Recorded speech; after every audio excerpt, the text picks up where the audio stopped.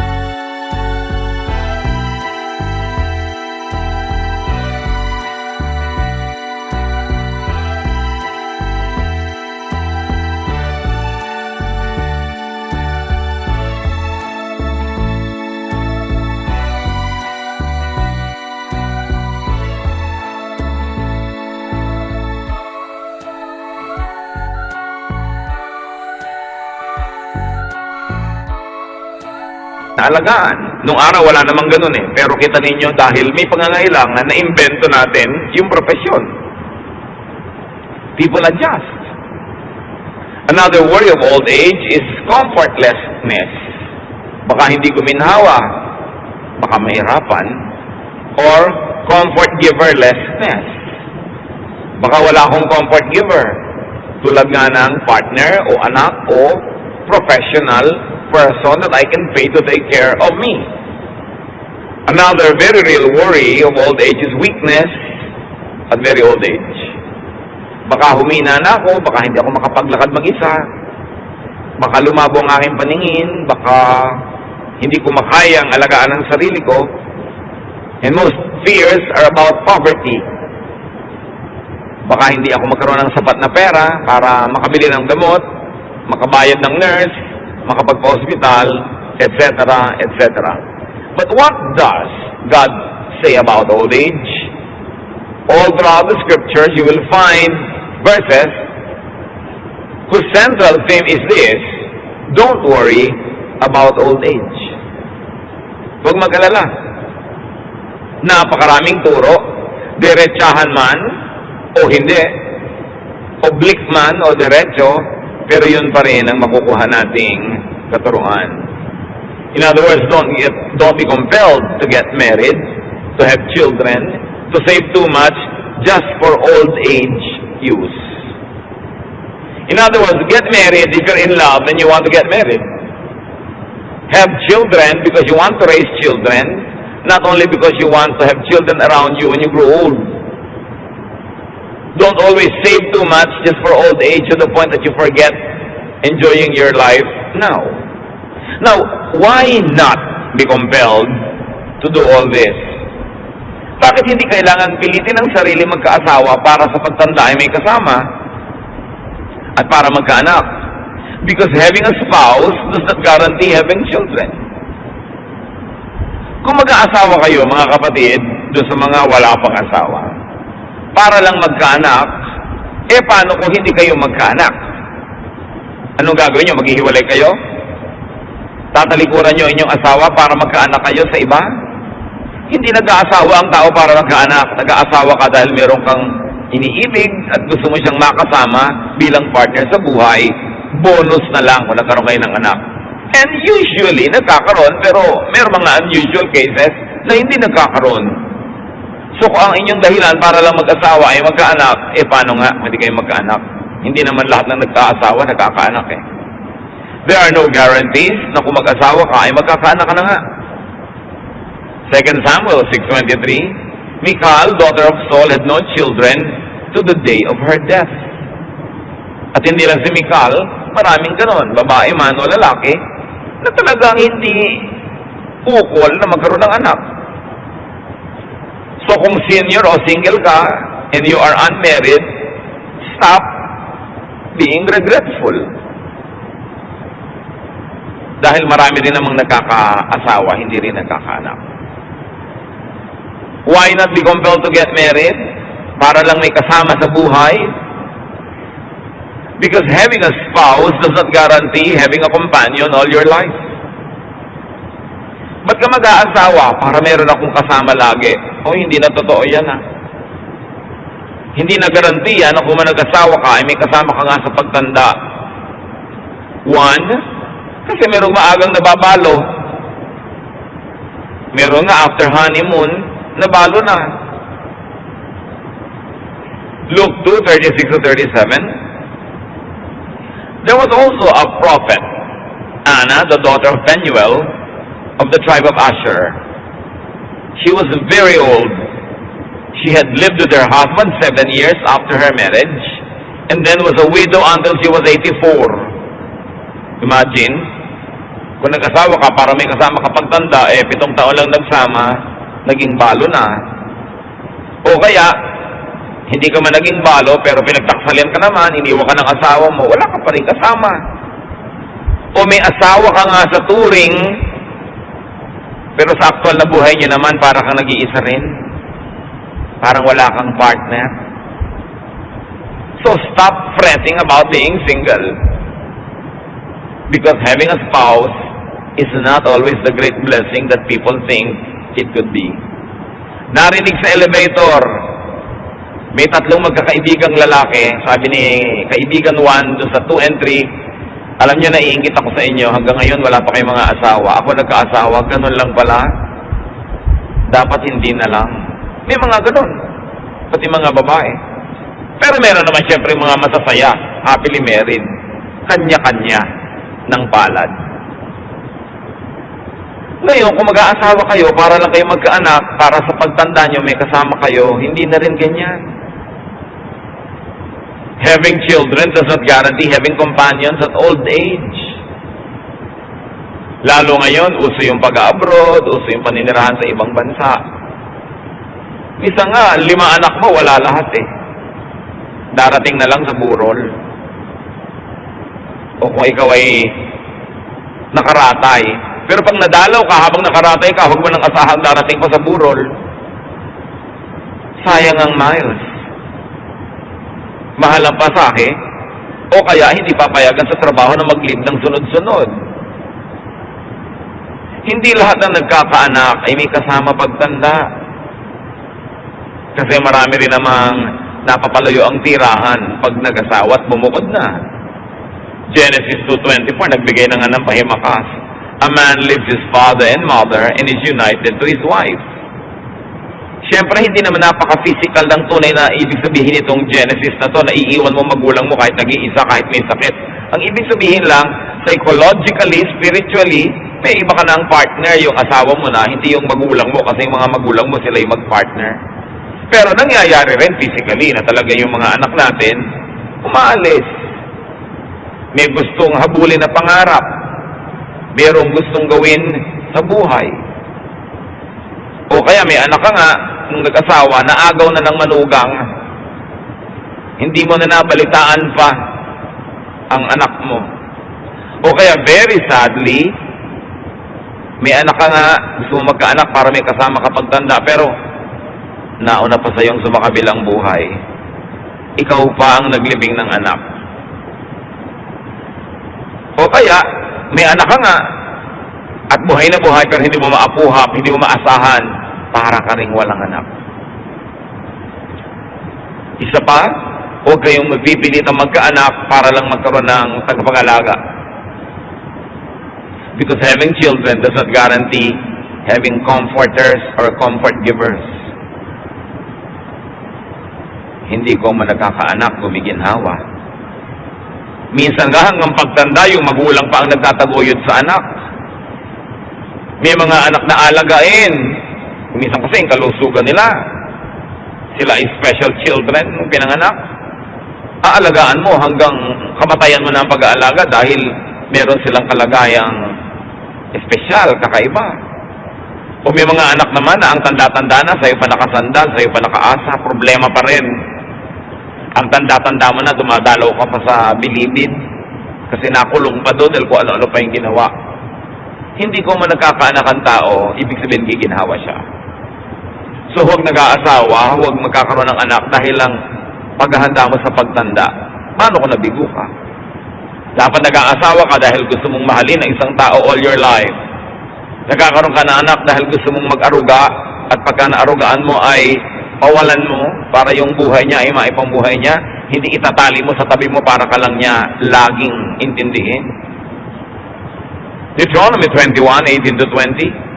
If someone has a stubborn and rebellious son who does not obey his father and mother and will not listen to them when they discipline him, his father and mother shall take hold of him and bring him to the elders at the gate of his town. They shall say to the elders, "This son of ours is stubborn and rebellious. He will not obey us. He is a glutton and a drunkard." So isa lang na mga biblical examples na maraming mga anak hindi pabagaan kundi pabigat sa magulang.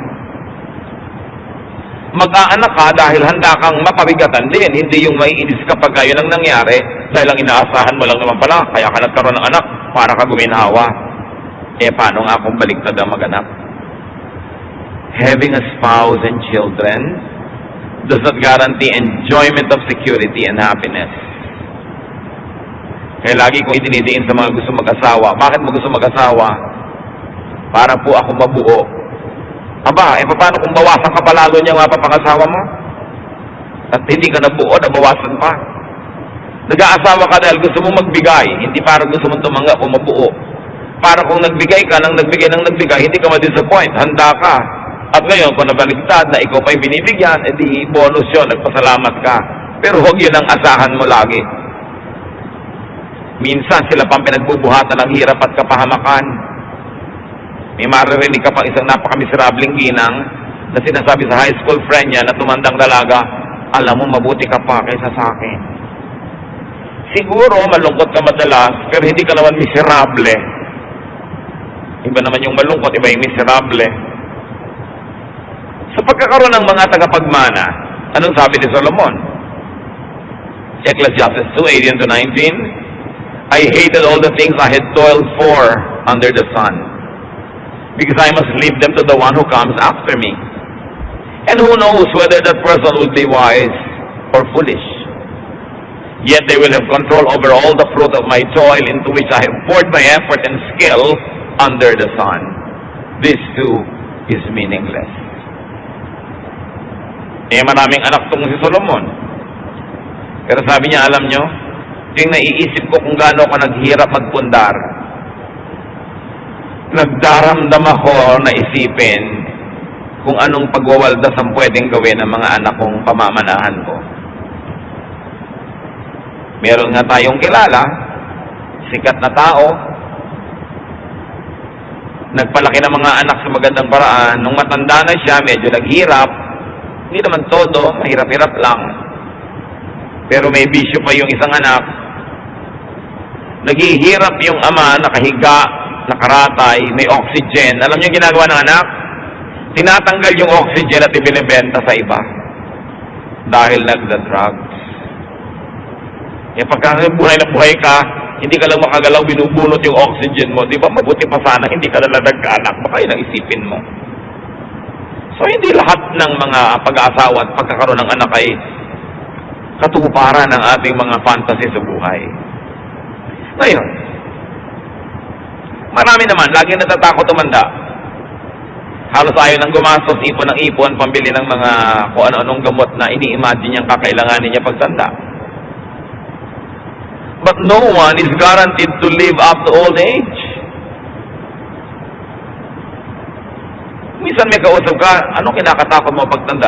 Nakakatiyak ka ba na mabubuhay ka pa next month? Natakot ka sa isang bagay na hindi ka naman tiyak kung makakarating ka nga doon.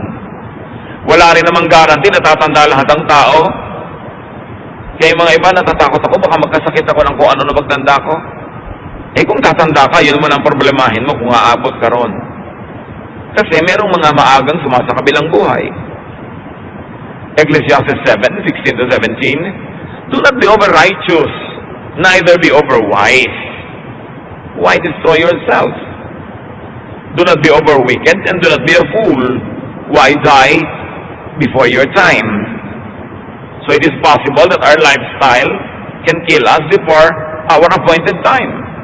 At sino daw yun? Yung sobrang righteous at sobrang matalino at yung sobrang masama. Ibig sabihin lang ni Solomon, basta sobra. Kahit sobrang relihiyon, kahit sobrang kasamaan, kabutihan, hindi yan makakabuti sa'yo. Huwag kang extremist. So being afraid of old age could be a waste of energy because you are not even sure that you'd get there. Malay mo ba kung aabot ka pa dun? Hindi naman tayo sure. Therefore, huwag laging problemahin mga kapatid ang pagtanda at pagkakasakit. Hindi naman sure natatanda ka at magkakasakit pa. Yung mga nagtandaan na sa ating paligid at nakakaranas, di mapalad kayo, pinahaba ng Panginoon ang inyong buhay. Pero yung mga ibang hindi pa nakakarating dyan, don't over-worry. You are not sure if you'd get there or not. Malay mo naman, mag-to-die is gain ka agad. Although, huwag naman sana. At mag-to-live is Christ ka pa na mahaba. But no one is sure. Pero sa kaiisip mo, tungkol dyan, daig mo pa ang tumanda na nga at nagkasakit in advance. Yung hindi pa tumatanda na walang iniisip kundi yung pagtanda niya, tumanda ka na sa kalooban mo at sa puso. Naagawan mo na ang sarili mo ng oras na ma-enjoy yung ngayon kasi lagi kang nag-iisip ng bukas. Ecclesiastes 9:12, no one knows when their hour will come. Walang nakakaalam kung kailan ang oras niya. Ngayon, mga kapatid, let's do a little computation. Kung magkasakit ka man at manghina, let's say at age 80. Let's say at age 80. At let's say at age 80, nagkasakit ka ng hina at inabot ka ng mga 2 taon na mahina at may sakit bago ka sumalangit. Ibig sabihin nun, may 70 years kang nauna na hindi ka mahina at matanda. Let's say at 80 nangyari, let's say, may 78 kang very good years. Tapos yung 79 nung 80, nang hina ka na. Hindi ka pa inabot, let's say, ng 80. 79, nagkasakit ka, naratay, nang hina. And in 2 years, pagdilat may nakita mo na ang Panginoon, ibig sabihin ay binawi ka na mula dito. Ano na ba naman yung 2 years of illness? Hindi ko yan minamaliit, mga kapatid. Pero isipin nyo yung arithmetic. Ano na ba yung 2 years of aloneness kung nag-iisa ka sa buhay? Bihira namang tao ang nararatay ng more than 2 years. Matagal na yung 2, minsan nga 6 months pa. Diba? So, kung last 2 years of your life, nang hina ka, naratay ka, 0.025% lang yon ng 80-year life mo, mga kapatid.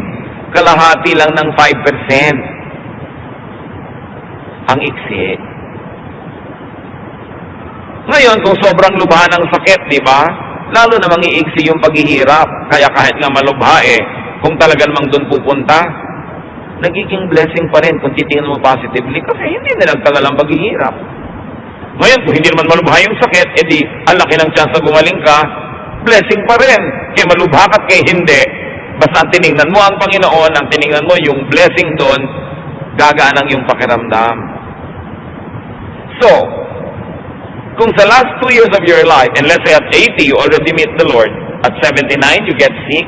79, and then at age 80, yung 1 to 78 mo naman, hindi ka ganong katanda, hindi ka ganong kahina. Konti pa ba yun para enjoyin ang buhay? Pero pa yung first 78 years, inubos mo ng inubos ka sa kaiisip ng last 2 years, at pag pinagdugtong-dugtong mo yung mga oras ng pag-aalala mo tungkol sa last 2 years, baka yung pagdurusa mo magiging mga 7 years na. Imbes 2. Kasi habang hindi pa nangyayari, iniisip mo, parang nangyari na rin yun. Di ba? Pag ini-imagine mo ang isang problema, naapektuhan ka na rin. So, kailangan hindi mo laging isipin.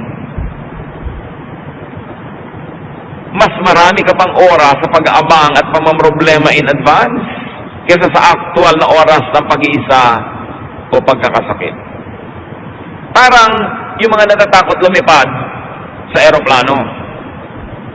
Pupunta ka halimbawa ang Davao, lilipad ka lang ng 1 hour. Pero next month pa yung biyahe mo, but you're afraid of flying. Yung naaalala mo, natatakot ka. Yung naaalala mo, natatakot ka. 1 hour yung flight. Pero pag idinugtong mo lahat ng oras ng pag-aalala mo, naging 4 hours na yun.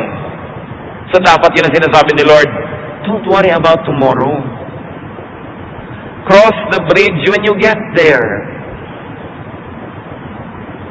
Isipin na lang kung natatakot ka sa sakit, kung mas malala, mas mabilis ang departure. Total, hindi na rin lang naman gagaling, di ba? Mabuti na rin mabilis-bilis. Para sa iyo at para sa lahat ng concerned. Ngayon, kung hindi naman malala at hindi mabilis, di lalong mainam, gagaling ka pa. Kahit saan ka sumuling, pag si Lord ang tititigan mo at ang kanyang mga pangako, ang kanyang presensya, ang iyong pangahawakan, gagaan. Kundi man lubos na matanggal yung bigat. So, anong mahalaga, mga kapatid? Sa buhay na ito, enjoyin ang mas mahabang panahon na tayo ay malakas at hindi nakaratay. Sandali lang naman yung ratay na yun eh. Huwag i-fast forward. Huwag laging abang-abangan at tingnan-tingnan. Kahit nga panahon ng kahinaan at kahirapan, hanggang pwede ay hanapan pa rin ang kasiyahan. Halimbawa, dumating yung oras na ikay malungkot, ikaw ay may sakit, ikaw ay mahina, ikay nakaratay, mag-imbento ka pa rin ng kasiyahan, kapatid. May imbento ka pa rin. Ang mahalaga, tanggapin mo ng maluwag sa dibdib ang anumang bagay na di mo naman kayang ibahin. Kung ikay asong nakatali, may 2 asong nakatali, hindi naman nila malalagot yung tali. Sino ang nasasaktan? Di ba yung laging pinipilit kumawala at umalpas? Kung may kadena ka na hindi mo naman kayang lagutin, well, una, lagutin mo kung kaya mo. Pero kung hindi, tanggapin mong nakakadena ka. Kasi tuwing hihilahin mo yung kamay mo, masusugatan ka lang at magdudugo. Lalo ka lang mahihirapan, di ka rin naman nakakawala. So, kung meron ka incurable disease, halimbawa, humingi ka ng lakas sa Panginoon na matanggap mo yun sa kalooban mo para hindi ka nakikipaglaban sa katotohanan na hindi mo naman mapapalitan. Humanap ka ng mga ginhawa at kung maaari pa'y kasiyahan sa kabila ng iyong kalagayan. Kasi sa kalagayan na yun, kung hindi ka hahanap ng ginhawa at kasiyahan, sigurado magmumukmuk ka, madedepress ka, malulungkot ka, mas madadali ka lang. Ecclesiastes 11:8, however many years a man may live, let them enjoy them all. Ilan man daw taon ang ibigay sa iyo ng Diyos? 5, 10, 80, 90, enjoy them all. At alam nyo na hindi yung automatic ang pag-enjoy. Iginigiit mo yan. Iniimbento, pinipilit, ipinaglalaban. So anong enjoyment ng isang taong hindi makabangon at nakaratay? Imbento ka. Ang dami mo ngayong oras manalangin. Baka lahat ng hindi mo na ipanalangin nung busy ka, ngayon maipanalangin mo na. Kung ikaw naman ay nakakarinig, pwede ka makarinig pa ng mga musika, makinig ka ng mga e-books. Kung nakakakita ka nakakarinig, pwede ka magmanood ng kung ano-anong bagay na ma-enjoy mo sa buhay. Meron ka ring ministry kahit na-paralyze ka pa because ang mind mo naman hindi paralyzed. You can think, you can pray. Some people can write, some people can paint. May kilala pa nga tayong babaeng ipinanganak na ang mga kamay niya, hindi niya magamit talaga dahil may defekto. Aba, nagpe-painting pa siya ngayon. Paa ang ginagamit. At daig pa yung may mga kamay magpinta. Umimbento ng saya. Gumawa ng paraan. Nasa sa atin yan. Kung anong gagawin natin doon sa mga di naman natin kayang palitan o iwasan na naka-assign sa ating buhay. So, saan man tayo naroong kalagayan, live well. Para kung dumating ang kahinaan, dumating ang pagtanda na hindi ka naging malakas, wala kang panghihinayang. Dahil nakapamuhay ka naman ng tama, ng maayos, at ng masaya. Kaya mga kapatid, huwag nating pipigilan o haharangan yung mga tao who are trying to have fun, who are trying to pursue their interests, their hobbies, their dreams. Dahil hindi naman natin alam kung gaano pa karaming oras meron sila para gawin yon. Hindi natin alam kung itong layas na tao na to na napakahilig mamasyal ay bigla na lang palang mapaparalyze. So habang nakakalakad pa siya, huwag natin siyang pigilan kung hindi naman masama ang ginagawa niya. At kung maaari pa nga, tulungan natin siyang tuparin ng mga gusto niyang matupad. Kasi hindi naman tayo nakakatiyak na mabubuhay siya ng ganong kahaba para magkaroon ng pagkakataong gawin ang lahat ng ginugusto niya sanang gawin. Kung gaano natin gusto na tayo ay makalaya at gawin ang mga gusto natin, ibigay din natin yung laya na yun sa ating kapwa. Lalo at meron tayong otoridad o impluwensya sa tao na yun. Gamitin natin yung otoridad natin para tulungan siyang palayain, hindi para siya ikulong. Napakahalagang hindi tayo nang kukulong ng kapwa. Na nandyan sila sa ating tabi dahil kusa nilang gusto, hindi dahil itinali natin sila dyan. They have only one life to live this side of eternity, and all of us must have the greatest chances at living our dreams. So maximize happiness and enjoyment. Gusto niyo maging handa sa anumang mga panahon na maaaring hindi na tayo pwede magsaya o hindi natin kaya magsaya? Ang paghahanda dyan, habang kaya nyo, magsaya na kayo. Parang bangko kasi ang ating puso. Magdeposito kayo ng maraming kaligayahan. Magdeposito kayo ng maraming kasiyahan. Para kung dumating ang panahon ng taghirap sa kaligayahan at saya, meron kayong pag-withdrawhan. Meron kayong mga alaala, mga gunita na magpapalakas ang inyong loob, magpapasaya, at pwede nyo pang sabihin, di bali nang hindi na ako sumaya the rest of my life kasi na-advance ko na naman lahat. At sapat na yon. Para ngayon ay unti-unti kong papakin yung mga nai-deposit ko na kaligayahan sa buhay.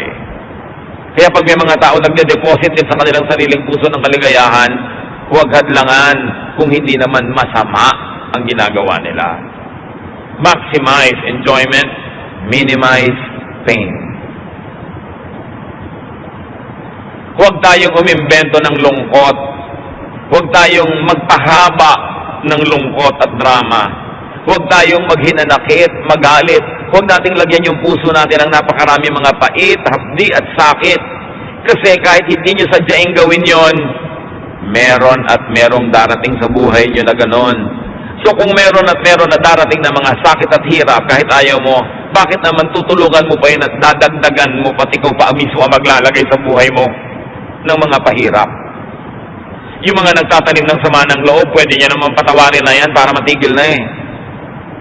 Maiba na yung daradaraman nyo, naiisip ninyo. Yung mga magulang na nagtatakwil ng anak, pagka di naman naghihingalo kayo, papatawag nyo rin yan eh. Magpapatawaran din kayo, di agahan nyo na para makapag-enjoy pa kayo magkasama. Yung mga gustong mag-enjoy, hayaan nyo na ngayon. Hindi kung kailan na sila na-paralyze, kung kailan na lugmok at saka nyo pa panghihinayangan ng mga nawala mga chances. You don't know what the future holds. So whenever you have the opportunity to make yourself happy, to make other people happy, do so. Because life has many dark days ahead, whether you like it or not. So why invent darkness when actually today is bright? Bakit merong party, magagalit ka doon sa isang tao sa walang kakwenta-kwentang bagay, nasira na yung mood mo buong party. Merong family reunion, pinaghandaan nyo lahat. Gumastos kayo, tapos magagalit ka sa isang pinsan mo o kapatid, nanimangot ka na maghapon. Bakit mo dadagdagan ang mga pabigat sa buhay mo, samantalang marami namang kusang darating sa'yo kahit ayaw mo? You've got to minimize pain in your life and to minimize pain in your loved one's life.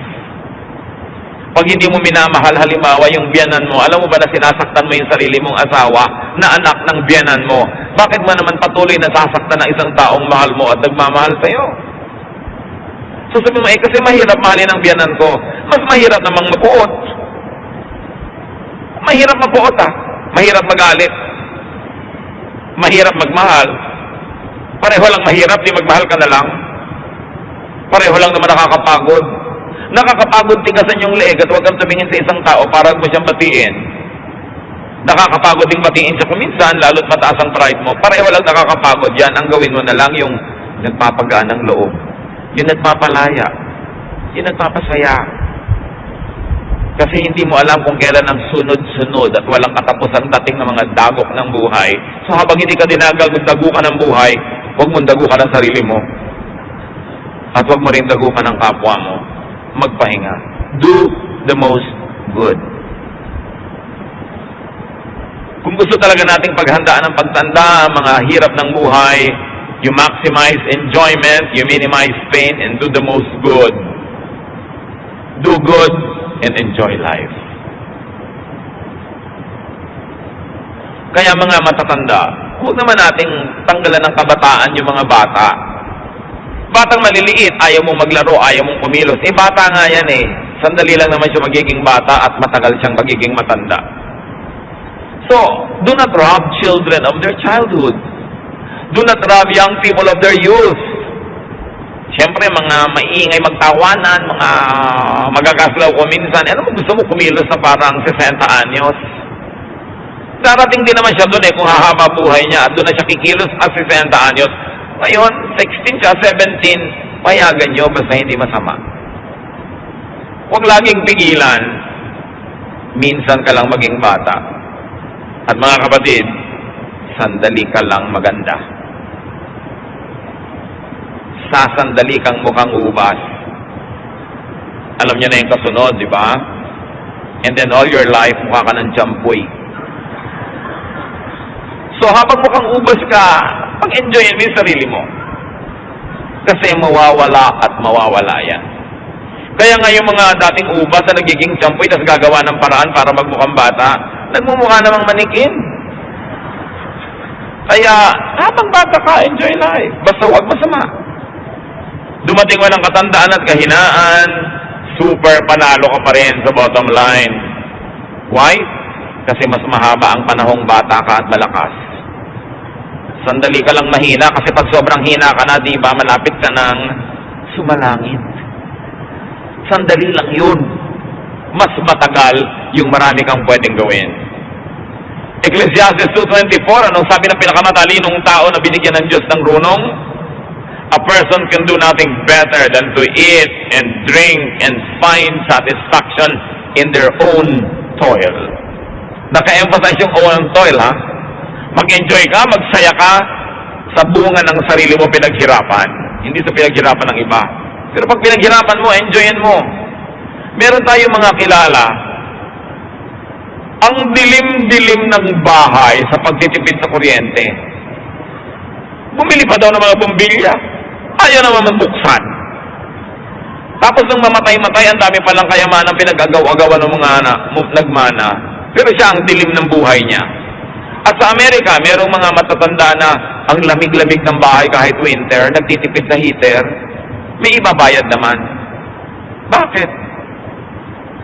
Dito sa atin, personally, meron ako mga kilalang talaga namang ang pagtitipid. Mula pa nung matutong magsalita, ang sinasabi lang agad, oy, magtipid. Magtipid. Magtipid. Hindi na guminhawa hanggang mamatay. O ano ngayon? Ano nangyari sa katitipid? Basta live to the fullest habang may chance. Enjoy lang pag may time. Di ba? Ecclesiastes 9:7, Go, eat your food with gladness, and drink your wine with a joyful heart, for God has already approved what you do. Pag pinaunlad ka na ng Panginoon, bihayaan niyang magkaroon ka ng mga kabuhayan, ibig sabihin, gusto ka na niya mag-enjoy. Huwag puro pag-iimpok. Siyempre mag-iimpok ka proportionately. Paghahanda mo rin yon. Pero huwag sobra. Malay mo naman, hindi ka na tumanda para magastos yung inimpok mo. Pag nanghina ka sa old age, di humiga. Problema ba yon? May likod ka naman. Pag sinundo ka na ng mga anghel, di sumama. Ibang enjoyment naman yon. Huwag mong kalabanin yung kamatayan kasi lahat naman namatay. Si Jesus nga namatay, ikaw pa ba? Ang mga pharaoh sa Egypt, namatay. Ang mga emperor sa Roma, namatay. Wala namang nabuhay forever. Merong eternal life sa kabila. Pero para ka makarating doon, tatawid ka. Huwag ka laging matakot mamatay. Ang atupagin mo, mag-enjoy ka sa buhay, pag-enjoyin mo yung iba, do the maximum good to others, serve God, at pagka tinawag ka na ng Diyos, sabihin mo, present. Philippians 1:21, to live is Christ, and to die is gain. Akala ng iba, yung to live is Christ na yan, ibig sabihin puro relihiyon, puro pagtitiis, puro paghihirap. Balikan ninyo kung ano naging buhay ni Jesus nung siya nasa lupa. Well, gumagawa talaga siya ng mabuti. Nagpapakain siya sa mga gutom, nagpapagaling sa mga sakit, nagtuturo ng tama, pero lagi din siya nasa party. Ang tawag nga sa kanya ng mga critic niya, drunkard and a glutton, a friend of sinners. Kasi marunong siya mag-enjoy. Ang first miracle nga niya, to make wine, di ba? So ano ibig sabihin ng to live is Christ? Minimize pain, maximize enjoyment, do the maximum good. Yun ang to live is Christ. Hindi lang puro pagtitiis, pagtutuligsa sa kapwa, paghahampas sa sarili. Hindi yun. At pag ginawa mo yung to live is Christ, magkakaroon ka ng to die is gain. Pero pag hindi ka nag to live is Christ, hindi gain yung to die, ha? But you live as Jesus did. Nagmahal ng kapwa, pero pinakain din ang sarili. Paghandaan, pero konti lang. Kasi maiksing panahon lang yung katandaan. Matthew 6:34, sabi ng Panginoong Jesus, therefore, do not worry about tomorrow. For tomorrow will worry about itself. Each day has enough trouble of its own. Huwag ka mag-alala tungkol sa bukas. Yung bukas, ang mga problema sa sarili niya, pagdating niya. Marami ka nang dapat na asikasuhin ngayon, yan na lang atupagin mo, yung bukas ipa sa Diyos. Invest in your health. Invest in goodwill, in people. And, whenever possible, in your physical, financial insurance. Mas mabuti may insurance ka. Meron nga akong kilala, kaya naman magbayad ng insurance premium, ayaw, dahil pag namatay daw siya, baka manahin ng asawa niya at mag-asawa ng iba. Ano klaseng pangangatwiran yun? E paano yung buhay niyo hanggang ngayon? Yung buhay niya, ang inaalala yung pag namatay na, pero yung buhay ngayon, hindi iniisip. Entrust your future to God. At manalangin, tulad ng sa Psalm 71:9, do not cast me away when I am old. Do not forsake me when my strength is gone. Pero siyempre, may dapat kang gawin para yung panalangin mo na yon matupad yung sagot. At sabi ng Panginoon sa Isaiah 46:4, even to your old age and gray hairs, I am He. I am He who will sustain you. I have made you and I will carry you. I will sustain you and I will rescue you. Sinong kausap dito ng Diyos originally? Ang kanyang mga hirang. Pero hirang din naman tayo ng Panginoon. Because in Jesus we are all children of God.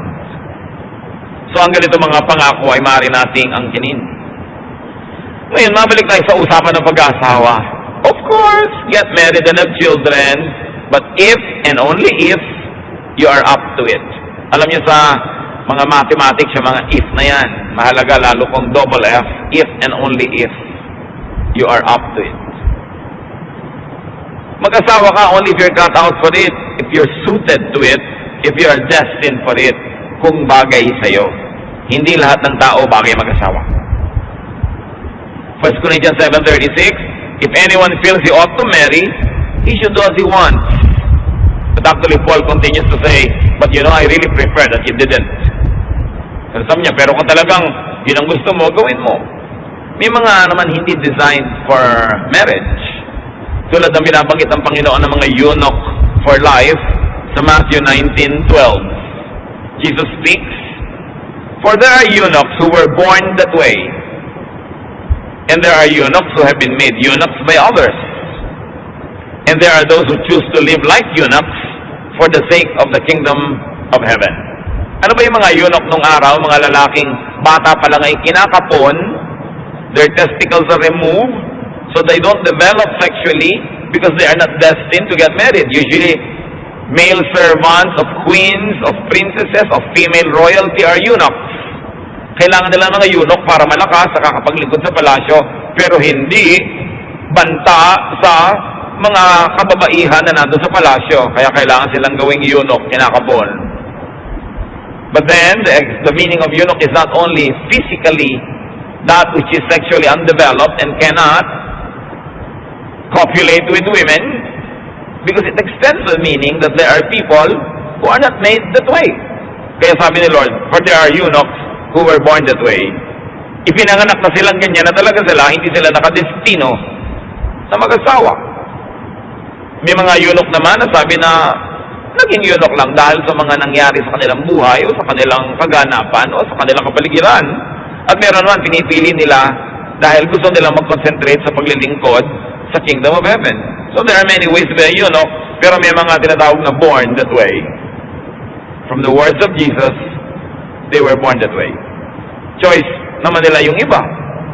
So huwag pressure rin ang lahat ng kapwa. Kung meron kayong dalaga sa bahay ninyo na 32 years old, 29, 33, huwag din nakasalubong nyo sa hagdan, siya lang ka mag-aasawa. Kaya tuloy pag nasa salubong ka, tumatalo na lang sa bintana. Yun na lang may kasalan, itatanong mo doon sa mga bridesmaid, ikaw, kailan? It's a very unkind question. Dahil either ayaw niya talaga, o gusto niya, pero hindi pa mangyari. So wag pilitin, wag ipilit, wag ipagpilitan. Ecclesiastes 6:3, a man may have 100 children and live many years, yet no matter how long he lives, if he cannot enjoy his prosperity, I say that a stillborn child is better off than he. So niya hindi naman kung maraming anak at maraming pera, nasaya na eh. So, kanya-kanya. Isang magandang paghahanda sa pagtanda, mga kapatid, na doable naman, well, you can make and keep friends. It's the next best thing, or sometimes a better thing than having your own family. Especially if you cannot have your own family, surround yourself with friends. Invest in friendship. Alam niyo naman, ang tunay na friendship, ini-invest pa ng oras, ng pagod. Pero, lalo pa nga, wala ka naman sariling pamilya, it's good to invest in friendships. In fact, even if you had a family, kita niyo yung mga babae iniiwan ng asawa, kaninong ngoy sa kanyang mga female friends. I enjoy seeing mga ladies who go to lunch. Ladies who lunch. Mga middle-aged o mga matronic ladies who meet once a week to have lunch, exchange gossip, make kwento, and make fun. Kung kaya nyo naman, gawin nyo yun. Kahit naman maliit ang budget nyo, pwede naman kayo mag-lunch sa mga kung ano-ano lang. Pero maganda yung may mga kaibigan na minemaintain kahit pa may anak ka at asawa. Kung minsan, lugi din yung ikinulong mo na lang ang buhay mo sa iyong asawa at mga anak. Tapos biglang hindi naman sila laging loyal to you or nice to you. Lugi ka ngayon. Kailangan may friends ka pa rin. Ecclesiastes 4:9-12. Two are better than one, because they have a good return for their labor. If either of them falls down, one can help the other up. But pity anyone who falls and has no one to help them up. Also, if two lie down together, they will keep warm. But how can one keep warm alone? Though one may be overpowered, two can defend themselves. A cord of 3 strands is not quickly broken. Maganda yung pag-explain ni Solomon kung bakit mahalagang may kaibigan. Lagi daw mabuting dalawa kayo kaysa isa lang. Pag natumba yung isa, merong aalalay, may dadampot man lang. At kung meron kayong kalaban, you can watch each other's backs. Mas mahirap gapiin ang may kakampi kaysa nag-iisa lang. So mamuhay tayo, mga kapatid, sa paraan na magkakaroon tayo ng kaibigan at ma-maintain natin ang kaibigan dahil maganda yung ugali natin, laging mabuting may kaibigan. Proverbs 17:17, a friend loves at all times, suitable for him. So, you don't make people alone, especially if you have a responsibility. Be a partner to your spouse. Kung nagpakasal ka, nagpakasal din sa iyo ang pinakasalan mo, kapatid, huwag mo siyang biguin. Kailangan may partner siya in your person. Do not neglect your wife or your husband. Kasi nagpakasalan kayo pareho para maging partner ng isa't isa. When you are not beside your spouse, you are probably in the wrong place. And then what will make it worse is that your spouse might have to find someone else to stand in your vacant spot. And then another wrong person will be in another wrong place.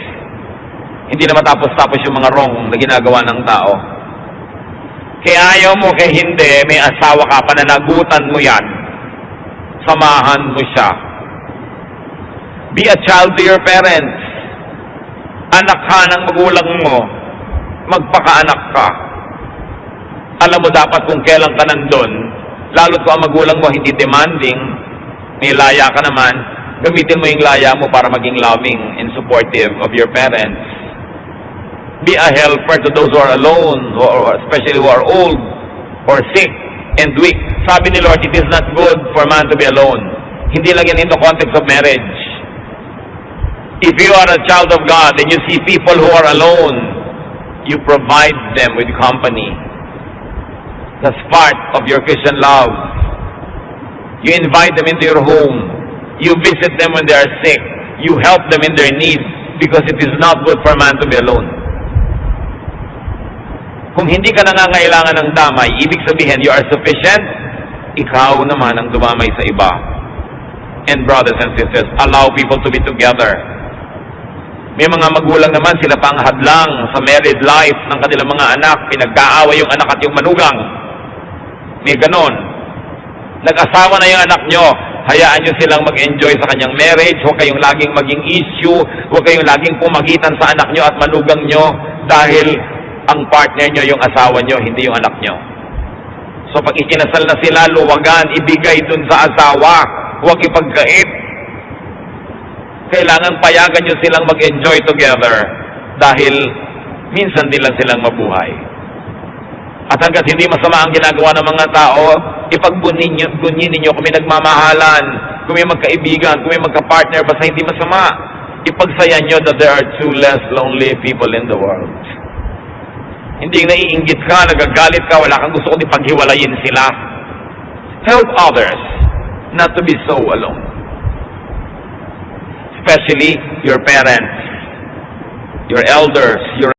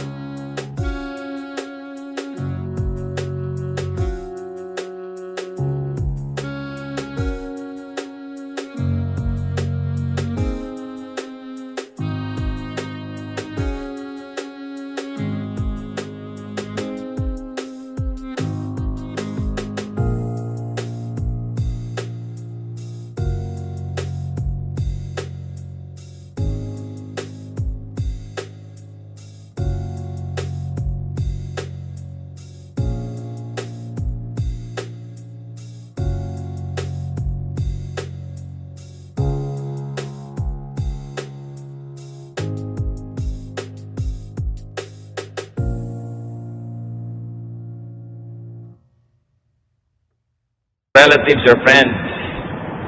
And mind you, young people, especially the friend of your parents, ariin nyo rin sila mga magulang nyo. Sa case ni Haring David, nung matanda na siya, may nararamdaman, laging giniginaw. Alam niyo ang ginawa ng mga tao? 1 Kings 1:2. His attendant said to him, "Let us look for a young virgin to serve the king and take care of him. She can lie beside him so that our Lord the king may keep warm." Nakita niyo ang kanilang pag-aalaga doon sa matanda, binigyan pa ng katabi para uminit ang kanyang giniginaw na katawan.